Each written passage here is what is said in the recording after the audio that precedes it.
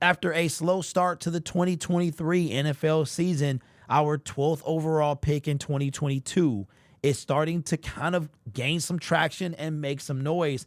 And I'm talking about none other than Jameson Williams. Listen, guys, I only tell it like it is, right?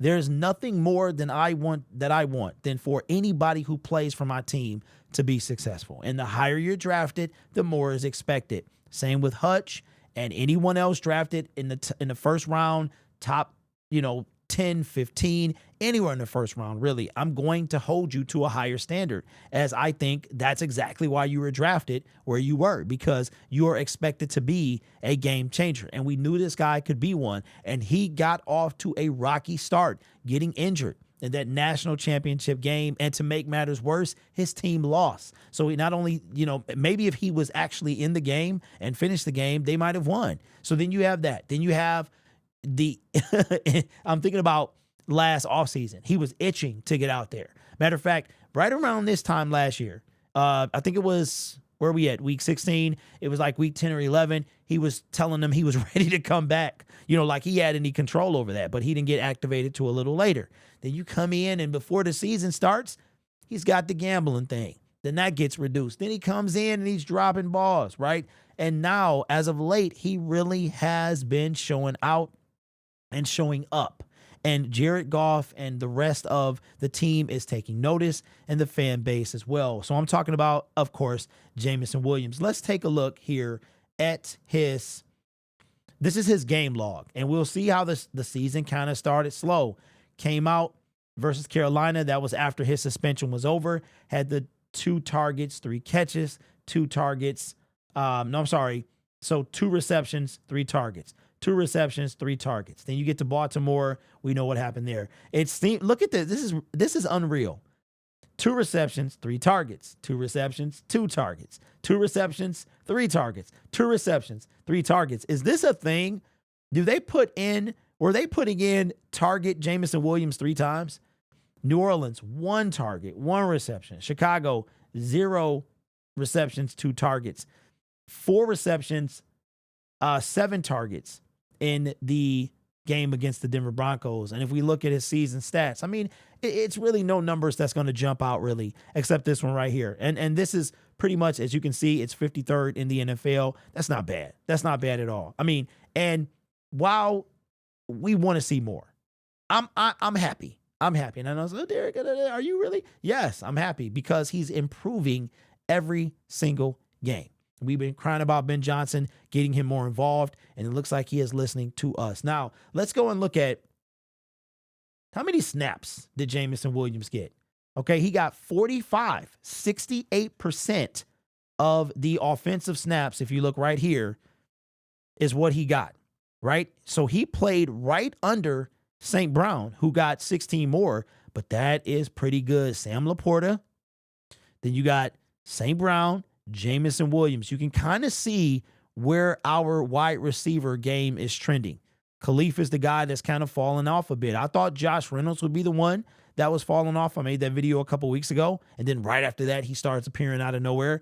Khalif Raymond is the one now that's kind of disappearing, only playing 30% of the offensive snaps, but he does play on special teams as well. So I want to say that this 68% is the new high.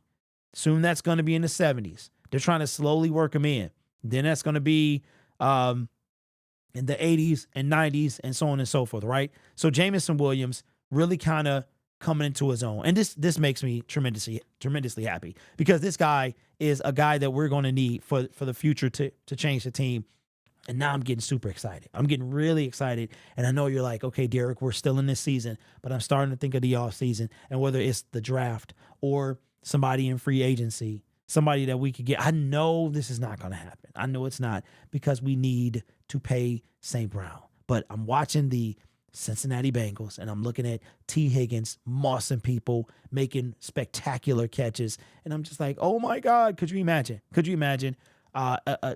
The receiver core we got St. Brown. This is our offense, right? I mean, I don't even want to do it because it's going to make me excited for nothing, but there are going to be some solid free agency players. And I'm not sure if I know Dan Campbell spoke about Josh Reynolds today and how he's the mantis and he does everything, but I don't know if Josh Reynolds he's going to want to continue to play. And if he does he want to continue to play? He'll be almost 30. So does he want to continue to play, period? And does he want to come back to the Detroit Lions? I would imagine he would. I mean, he wanted to come here when he got waived in 2021. So I would love to see him back and maybe add another piece in the wide receiver room. But St. Brown, man, and then the catches that this dude, it's kind of crazy because we talk about confidence a lot and how it affects the players, and you can see it, man, specifically in a guy like Jared Goff, and it seems like Jameson Williams. And this guy went from, notice he haven't dropped anything in a couple weeks. He went from dropping everything to now catching everything, across the middle, going up. I think that's the first time that we've seen him elevate like that in his NFL career to get a pass. I mean, went up, came down, real awkward. I was nervous, kind of got off, was wincing in pain, but then was out there very shortly after that. So that was good to see. And of course, he's not on the injury report as far as I know. And Dan Campbell hasn't really said anything about him, but it could have been way worse than what it was. So Jameson Williams, man, we've been calling for it. And we don't know how this offense is going to change when Ben Johnson inevitably leaves. And I think that's this year. But so we want to see him.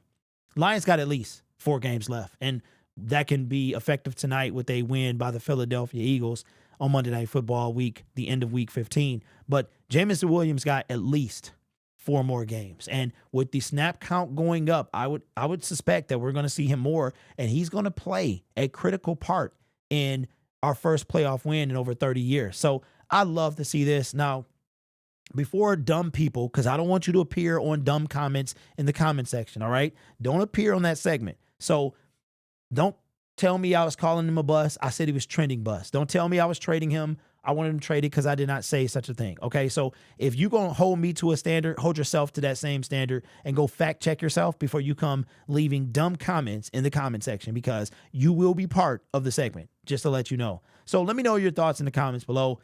What do you think of Jameson Williams? I want to say 68% is the highest he's played. That could be tied with his highest, but I feel like it was like 65, 62, somewhere around there.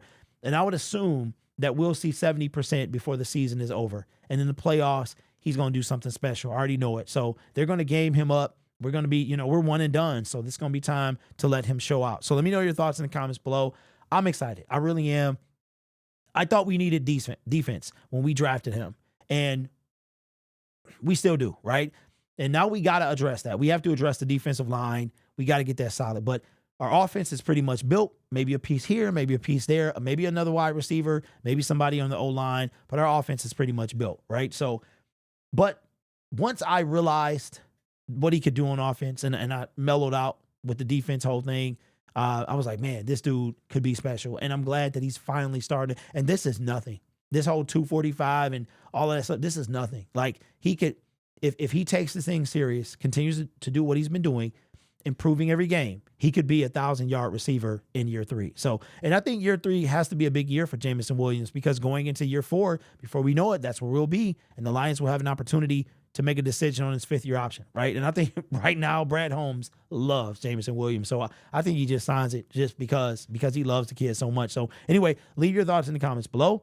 Jameson Williams, what do you think about his increased snaps? And how excited are you to see him in the playoffs? You guys are awesome. Take care of yourself and each other. And as always, go Lions.